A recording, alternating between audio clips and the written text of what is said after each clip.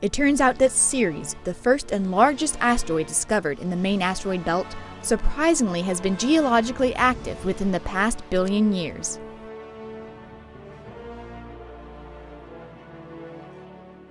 NASA's Dawn spacecraft arrived at dwarf planet Ceres in March 2015.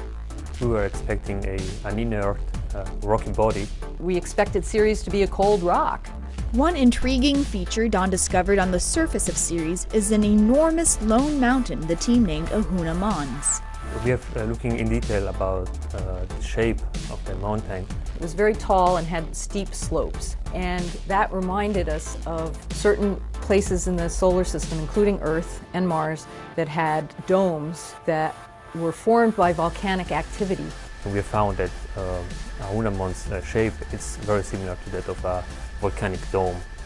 Along with the shape of the dome, the facts are that there is no evidence of another formation mechanism such as an impact crater, and the surface features on the summit and sides of the mountain look incredibly similar to known volcanic domes. This all provides substantial evidence that Ahuna Mons is in fact of volcanic origin. Volcanoes on Earth are fueled by magma composed of molten rock, but Ceres is far too cold to melt silicate rock in its interior. We then concluded that the magma had to be composed of mostly very salty water, and when exposed to the surface, they would freeze and form this steep-sided dome. A volcano made of water or other ices instead of rock is called a cryovolcano. Scientists have detected evidence of cryovolcanic activity before.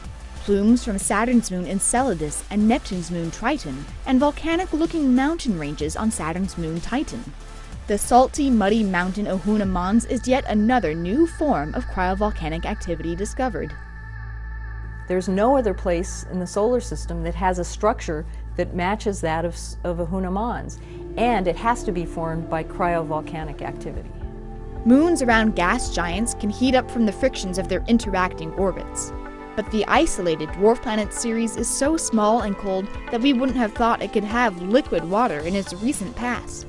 Evidence suggests, however, that Ahuna Mons is a relatively young feature.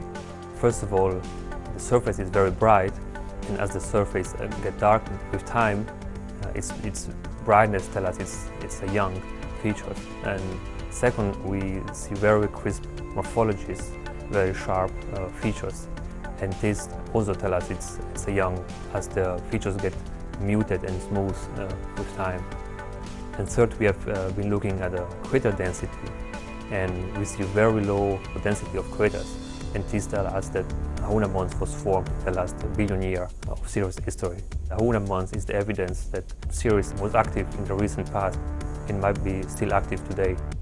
That tells us that there has to be something beneath the surface of Ceres, near Ahuna Mons, that heated the material to the melting point and made it push through the cracks on the surface.